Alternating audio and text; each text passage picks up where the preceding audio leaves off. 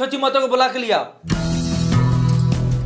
लड़का है एक बोतल पानी ले आता। ए ला हमर जब देखे एक बोतल पानी लिया ना लिया जो जदी उखाड़े तो उखाड़ लिए। भैया जी का भेलो रे का कुत्ता लेकिन गाला फारा तरस कुत्ता लगा चिल्लाता नहीं, सोचिए क्रिमिनल सिंह के आदमी बुला के ले गई है।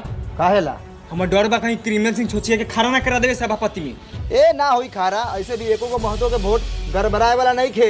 ऐसे ना बोला भैया, खारा हो जी आधा वोट काट ली सरवा। अच्छा खारा होके दे ओकरा बाद बावरगंज के लंड से मार के टन दिन बैठा देम साले के। प्रणाम भैया। प्रणाम प्रणाम। आय मातो जी बैठी। कहीं ना भैया जी कैसे कैसे याद कैनी है। अरे उठा उठा मातो जी के का मातो जी बाप जन्म कहियो कुर्सी पर बैठल ना रहनी है का? वह महाराज राउर कुर्सी राउर गारो से गहिर बा।